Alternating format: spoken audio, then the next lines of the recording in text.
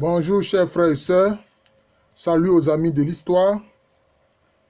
La première vidéo que j'ai eu à faire sur l'homme riche en Afrique noire, notamment sur la côte de l'Or et sur la côte Kwakwa, dans la partie lagunaire de la Côte d'Ivoire, a été supprimée par YouTube. Donc je la reprends. J'ai eu à dénoncer un peu la négrophobie et ils ont trouvé que c'était des paroles haineuses. Or, ce n'était même pas mon intention.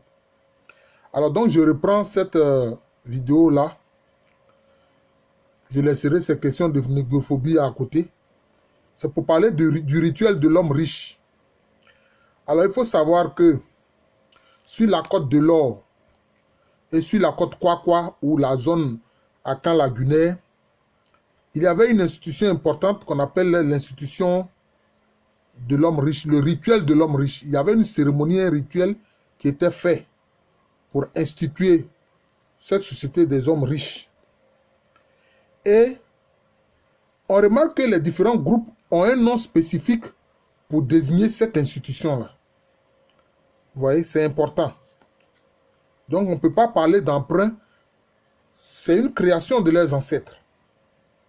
Alors par exemple, sur la côte Fanti, notamment dans le royaume Efoutou, dont je peux dire la cité côtière principale était Cape Coast, qu'ils appellent Ogua, le rituel de l'homme riche était appelé Aoura Yeda. La société des hommes riches est appelée Aoura Yeda, qui veut dire maître, merci. Voilà. Aoura, c'est un terme Akan et Gouan qui veut dire maître. Yeda, c'est-à-dire Yedawa, c'est merci. Chez les Otir et les Betibé, cela était appelé Esirebo. Esirebo, donc ce sont les riches. Chez les Abidji, c'est-à-dire ceux qui parlent les deux variantes de la langue Eyembe et Obrou, cette société des hommes riches est appelée Tikpe Edji. Chez les Abé, région d'Agboville, cela est appelé Dji Ngafé. Voilà. Le rituel de l'homme riche et la société des hommes riches est appelé Dji Ngafé.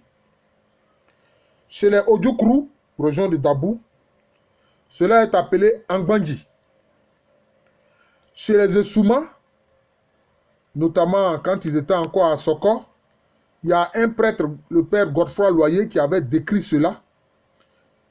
C'est en plein pays, bien sûr, Betibé et Otile. Mais les Essouma étaient à Soko, notamment sur la grande île d'Asoko Monobara. Et ce rituel-là de l'homme riche était appelé Bringmi par les Essouma. Les Aladiens appellent ce rituel et cette société des hommes riches Eki Ntresi.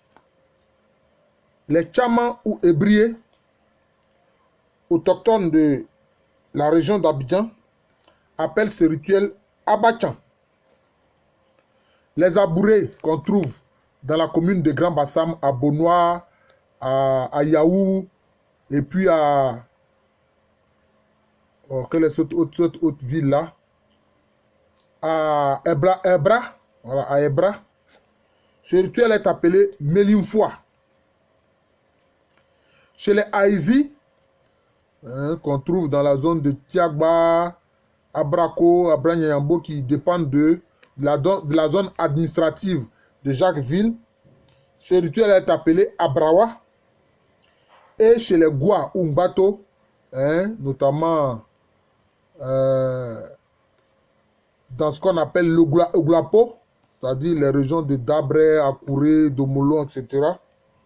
Ce rituel est appelé Assegrema. Voilà.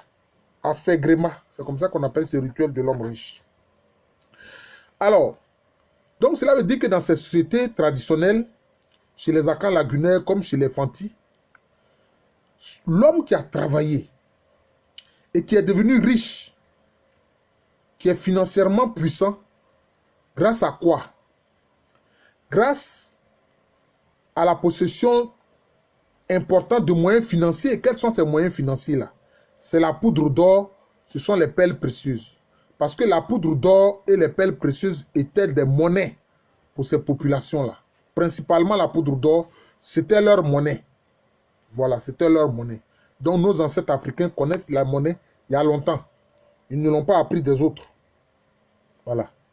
Et donc, celui-là, il est célébré par ces rituels. Et durant une semaine, il offre à manger et à boire à sa communauté. Vous voyez, il offre à manger et à boire à sa communauté. Et quand on était riche dans ces sociétés, on n'est pas riche seulement pour soi-même. Non, on n'est même pas riche pour soi-même. Comme on le voit aujourd'hui avec l'individualisme des gens qui sont riches, qui ne vivent que pour eux-mêmes. Non. Dans ces sociétés-là, quand tu es célébré comme homme riche, faisant partie de la société des hommes riches, ta fortune, tu la mets au service non seulement de ton lignage, mais aussi de toute la communauté.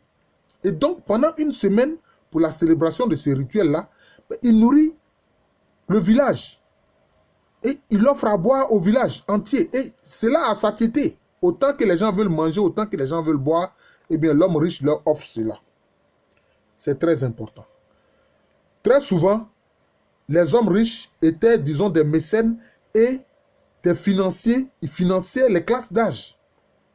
Par exemple, en pays abouré, ben, des hommes riches, par exemple, pouvaient prendre en compte l'éducation de certains jeunes et financer le mariage de ceux-ci.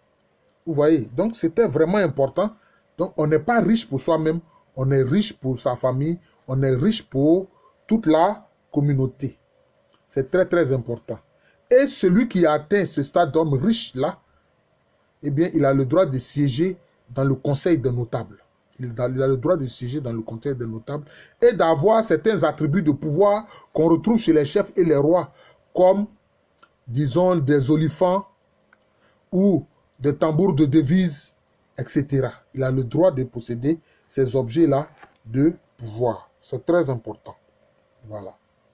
Et donc, l'homme riche est célébré par toute la communauté parce que il est parvenu par son travail à rendre son lignage et sa communauté puissante qui peut compter sur lui au plan financier.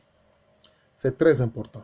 Mais pour ce rituel de l'homme riche, il faut dire que ces populations ne permettaient pas que quelqu'un qui n'est pas noble au sein de son lignage puisse célébrer cela.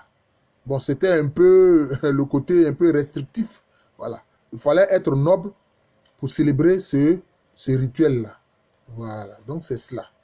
Et ce rituel de l'homme riche, cette institution de l'homme riche, donc, se voyait depuis la côte de l'Or jusqu'à la côte Kwakwa, qui correspond à la zone akan-lagunaire de Côte d'Ivoire.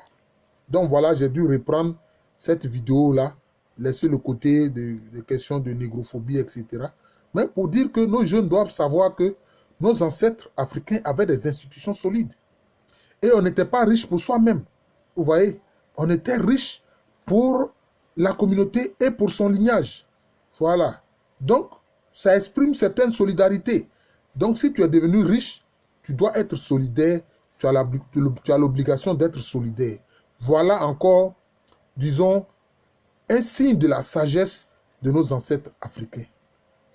Je vous remercie. Je suis le professeur Alou Kwame René, professeur titulaire d'histoire à l'université Félix Houphouët-Boigny. J'espère que cette vidéo-ci ne sera pas supprimée parce que je n'ai même pas abordé la question de la négrophobie. Merci encore. Et cette université, comme je l'ai dit, est à Abidjan, en Côte d'Ivoire, un pays situé en Afrique de l'Ouest.